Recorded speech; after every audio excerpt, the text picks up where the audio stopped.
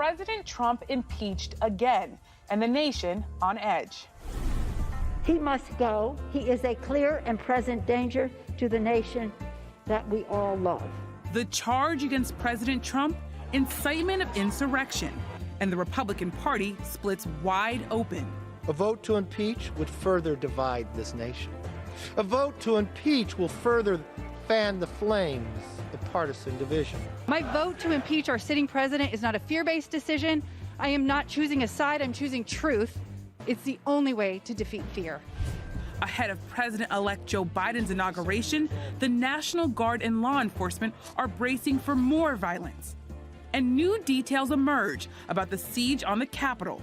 Those members of Congress who had groups coming through the Capitol that I saw on January 5th, a reconnaissance, I'm going to see that they're held accountable. Next.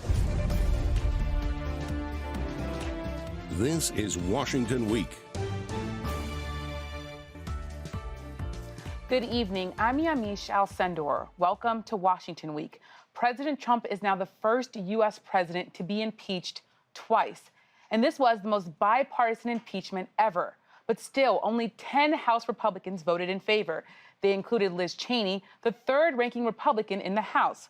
She said, quote, "There has never been a greater betrayal by a president of the United States of his office and of his oath to the Constitution."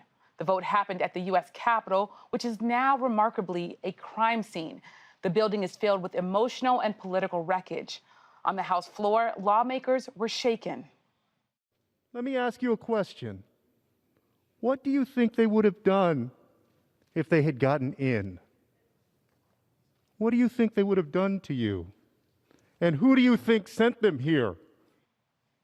Now the nation fears even more chaos and death, and it's bracing for both an inauguration and an impeachment trial. Joining me tonight are some of the nation's top reporters: Geoff Bennett, White House correspondent for NBC News; Seung Kim, White House reporter for The Washington Post; and Pierre Thomas, Chief Justice correspondent for ABC News.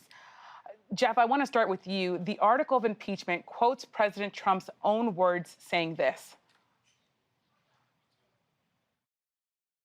And if you don't fight like hell, you're not going to have a country anymore. What do you make of this moment and President Trump being called a clear and present danger?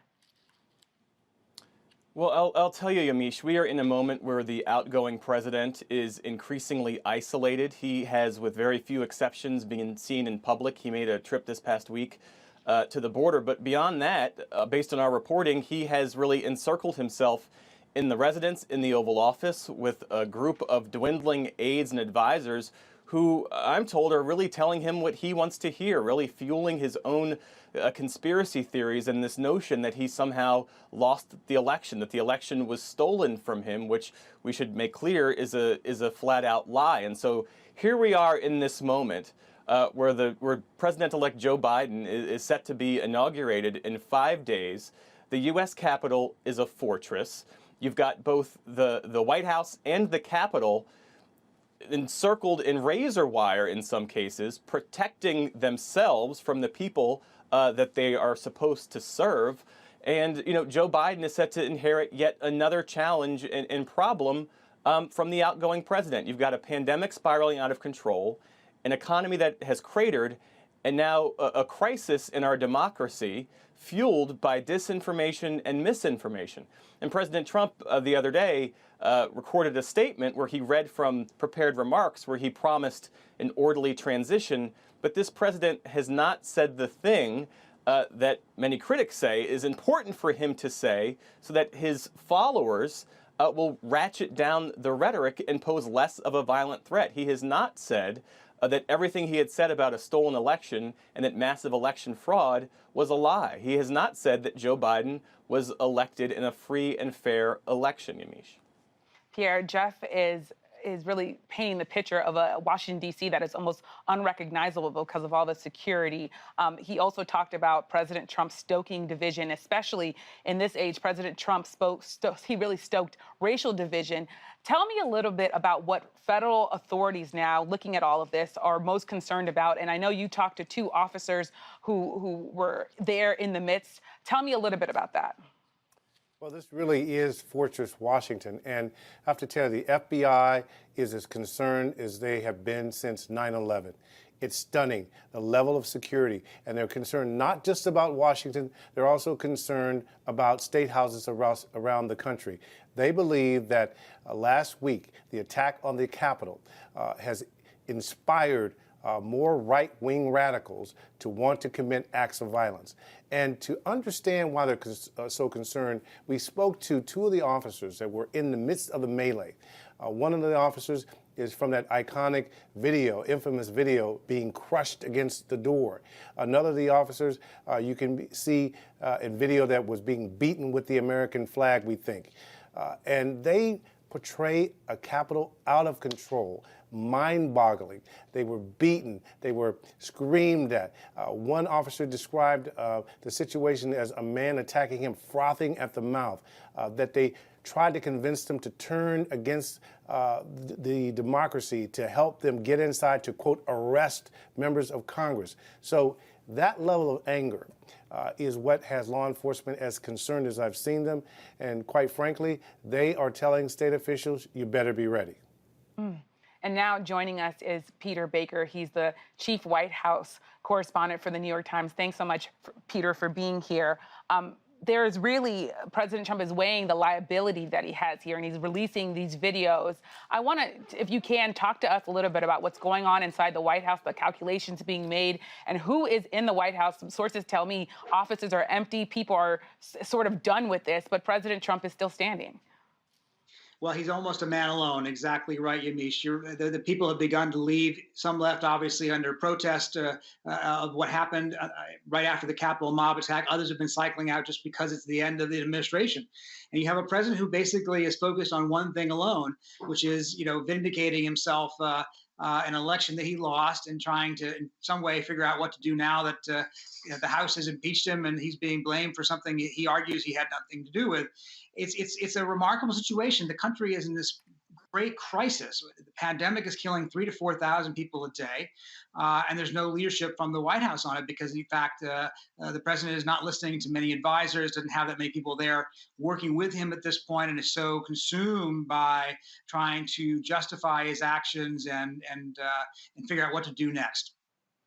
And Seung, Peter's talking about crisis and this remarkable moment. You are poised and really in place to explain this moment better than almost any reporter I know because you cover the White House and you're on Capitol Hill. I heard something today that stopped me in my tracks, and that was a senior member of the House Armed Services Committee saying that he's scared that other lawmakers might bring weapons onto the House floor to hurt him, to shoot him. It's just chilling. Tell me a little bit about the level of distrust and fear that you're sensing in the Capitol. I mean, everyone is on, especially for those who were there that day, but lawmakers, staff, reporters, everyone is on such high alert here because you've heard warnings or comments from House Democrats, particularly, concerned about which one of their colleagues may or may not have been sort of indirectly coordinating with protesters. And obviously, at the outset, pointing to comments from, people like Congressman Mo Brooks, a big Trump ally who led this charge to try to decertify the election results. So there is a lot of fear and distrust among particularly in the House right now. And remember, especially for House freshmen, this is their first week of work. They were sworn in on January 3rd. This is January 6th, and already House leaders are implementing unprecedented layers, new procedures, new security, the fact that lawmakers themselves now have to walk through metal detectors to get into the House chamber is unprecedented. Usually any member of Congress can glide by these metal detectors because they're assumed that they're not a danger to others. But that is an assumption that has now been shattered because of this level of distrust, because of, so many, because Democrats have noted that there were so many House Republicans who weren't willing to say the truth, who weren't willing to say Joe Biden won this free and fair election. And certainly the security measures, even on places that we thought we're safe, such as the House chamber, are just so high right now. You can't understate the tension and the nervousness and the fear among, all denizens of Capitol Hill right now. Peter, I want to come back to you. Seung is talking about all of these new procedures and how really just difficult all of this is.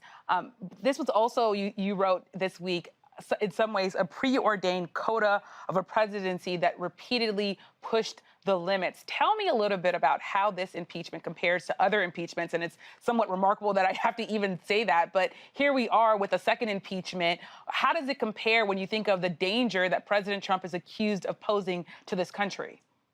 Yeah, obviously, it's not like any other impeachment. There's no way to make a comparison. First of all, as you just said, it's the second one. That by itself is unique. Second of all, it is in a situation where the Congress feels itself to be threatened by the head of the executive branch. The Speaker of the House, Nancy Pelosi, used the phrase clear and present danger.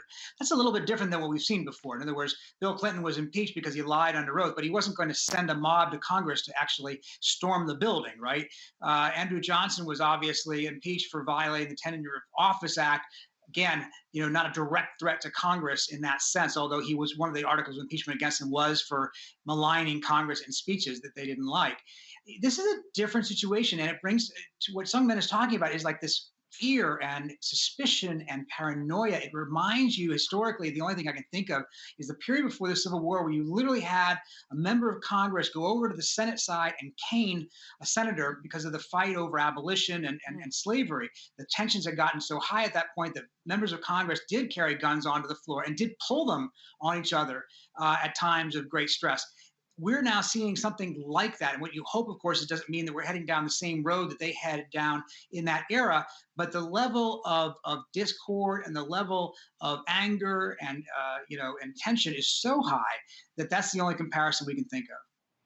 That's incredible. And when you think about it, there are so many sources telling me that they want President Trump to somehow try to bring all of this level down a bit, try to really cool things off.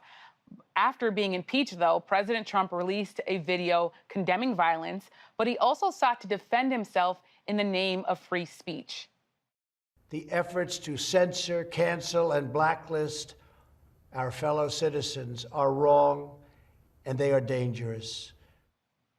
Sources I've talked to say in the coming days, that will be President Trump and his few defenders' central argument. I'm also told President Trump is isolated and angry. And a New York Times report even said Mitch McConnell, the Senate Majority Leader, is pleased about the impeachment. Still, the vote was passed largely along partisan lines. It's clear President Trump still has a lot of support. Seung, I want to come to you. The GOP is deeply divided. House Minority Leader Kevin McCarthy voted against impeachment. McConnell is decided about convicting President Trump. Polls show, though, that millions and millions of Americans still support President Trump. What more do we know about who could win in this power struggle? I mean, that is the major question that we're going to have to answer and have to watch for in the coming months and years. Because we know that the president, even while out of office, is going to very much likely retain a lot of support and sway over the party. And I think it was remarkable that Senator Lindsey Graham pointed to actually that precise point earlier this week when he released a statement saying he would oppose impeachment efforts and that he would obviously vote against convicting the president. He said in a statement that almost seemed written for his Republican colleagues, he said, think of the 74 million people who voted for this president and choosing to throw him out of office, an office that he was poised to leave anyway, is not going to do anything to help bring the country together and bring about healing and unity. But I can't underscore. I mean, I've covered a lot of frustrated moments among Senate Republicans, but it was done mostly quietly, very often on background or off the record. I cannot overstate the level of furious and anger in the Senate Republican conference right now among even some of the president's most stalwart allies. I mean, the most obvious point is Senator Mitch McConnell here, because if you just kind of rewind to a year ago when we were starting the last impeachment trial of President Trump, McConnell almost proudly told the press, told us that, and told the public that I am not an impartial juror here. He he worked in concert with White House officials to come up with his defense and make sure that the president can get acquitted of the first charges. So the fact that he is now on the record confirming that he is openly considering convicting the president of inciting an insurrection here, and obviously in private, he has refused to take Trump's calls. The two men have not talked. That relationship is certainly severed, according to the Post reporting and many others as well. That is pretty remarkable. And obviously, Mitch McConnell, whatever he does, can provide cover and provide some guidance for many members of the Senate Republican Conference in the days ahead. And like you said, Mitch McConnell is undecided about how and whether or not he would convict President Trump, which is in some ways, of course, really, really telling about where things are. We just talked, and I've just talked to so many people in Trump world who are concerned about this. Pierre, I want to come to you. In that clip that we played, President Trump was talking about censorship as the real danger here. Tell me a little bit about your reporting when it comes to what the real danger is here, and what do you make of what federal authorities are telling you about what role white supremacists and so many others could be playing in posing a threat here? Well, words do matter. And the feeling is, and law enforcement officials were talking behind the scenes, very concerned for weeks after the election when the president said the election was stolen, that the Democrats had basically pulled a highway robbery against him, that there was broad election malfeasance, if you will, and they knew it was all a lie. And they were saying behind the scene, what happens when all these people, all these millions of people who hang on to the president's every word and tweet, what if they believe it? And mixed into that mix are white supremacists, this group called the Boogaloo, the QAnon conspiracy people, and also neo-Nazis who have glommed on in connection to supporting the president. And what they want is a race war. What they want is civil war. So law enforcement was looking with trepidation at January 6th.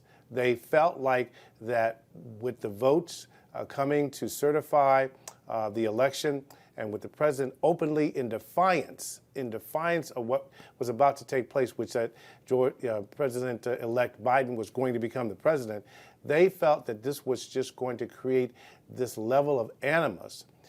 They were hoping that it would not turn violent immediately, but I have to tell you, when the crowd started moving toward the Capitol, there was a great level of nervousness, and when those bombs were first reported planted, 2 bombs, active bombs were found, law enforcement officials said, look, we have this crisis, and now we have a crisis in the coming days. And again, it all goes back to how people view what the president has to say. And what Twitter and Facebook basically have said is that, number one, the president has not been telling the truth, and number two, that they believe that his words is, in fact, inciting violence. It's been more than a week since the attack on the Capitol, and there is still a lot we don't know what Pierre was getting at there. Federal officials are warning about threats to Washington and the nation from domestic terrorists. The National Mall, as Geoff said, is now a fortress. Security hasn't been this tight since 9/11. In D.C., there are tens of thousands of National Guard troops. There is now an investigation into accusations by Democrats in Congress that Republicans may have helped the mob scout the building out in advance of the attack. Many lawmakers continue to fear for their lives. Here's Congresswoman Alexandria Ocasio-Cortez.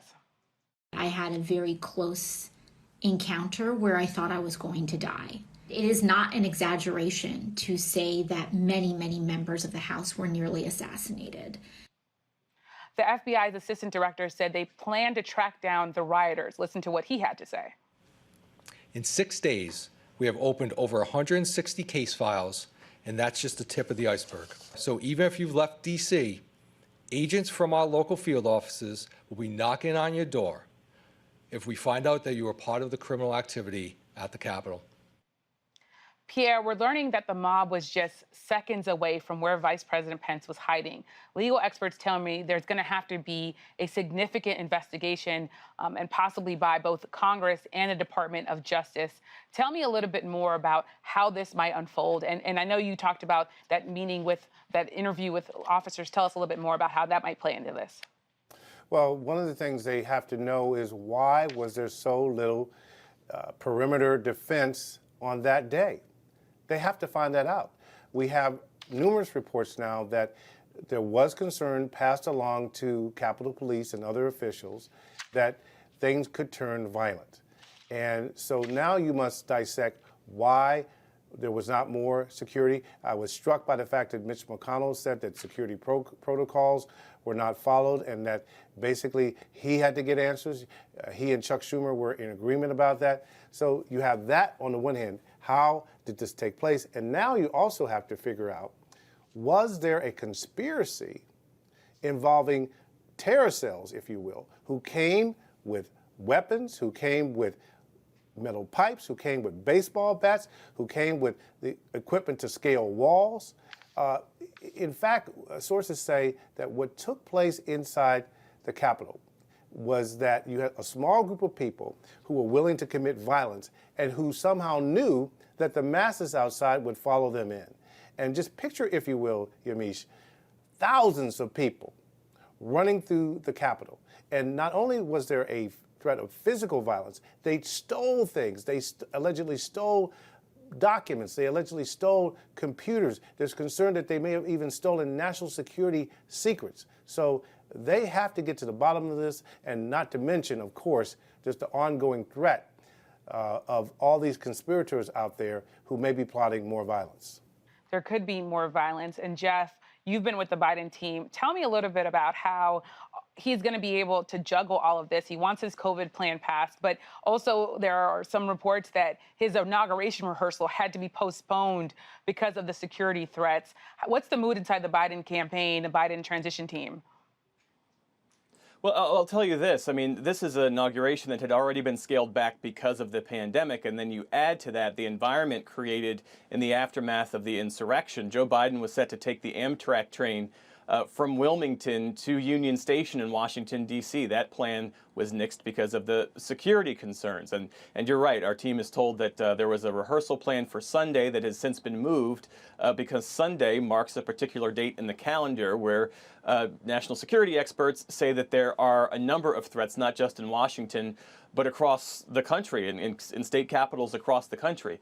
But I'll tell you this, Yamiche, both the president-elect and the vice president-elect say they are more resolved, perhaps now more than ever, to have the inaugural, to take the oath outside on the west front of the Capitol at noon on Wednesday, as was previously planned, as have many presidents and vice presidents before them.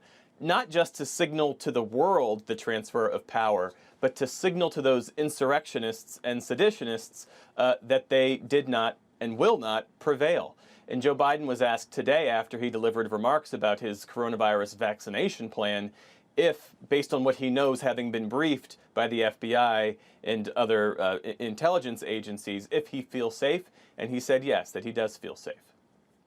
I only have about 10 seconds left here, but Peter, I was told that President Trump could show up to his Senate trial, upend the first few days and weeks of the Biden administration. How could all of that play out? What could that mean? Well, it's extraordinary, right? An inauguration is supposed to be the turning of a page, the beginning of a new era, and a new president is supposed to have a fresh start on the country. And this one is going to have his predecessor sort of hanging over him in his opening days because of the trial. As much as he would like to set the agenda will be a split screen between his efforts to build a new administration and the efforts of the Senate to hold accountable the last one. And I don't think we've ever seen anything quite like that. Both metaphysically, politically, that's a problem for the president because it distracts. And in terms of getting things done, like passing legislation and confirming Senate appointees, that's also an issue. Well, thank you so much, Peter. We're going to have to leave it there. That's it for tonight. Thank you to our incredible reporters, Peter Baker, Geoff Bennett, Seung Kim, and Pierre Thomas. These are scary times. So many people feel overwhelmed. Know that we will keep pushing for answers as we all brace for what could be next. Thank you for joining us. Our conversation will continue on the Washington Week Extra. Find it on our social media and on our website. And stay tuned for a PBS NewsHour special report, American Reckoning. It's a look at the forces that led to this moment. Please check your local listings. I'm Yamiche Alcindor. Stay safe. Good night from Washington.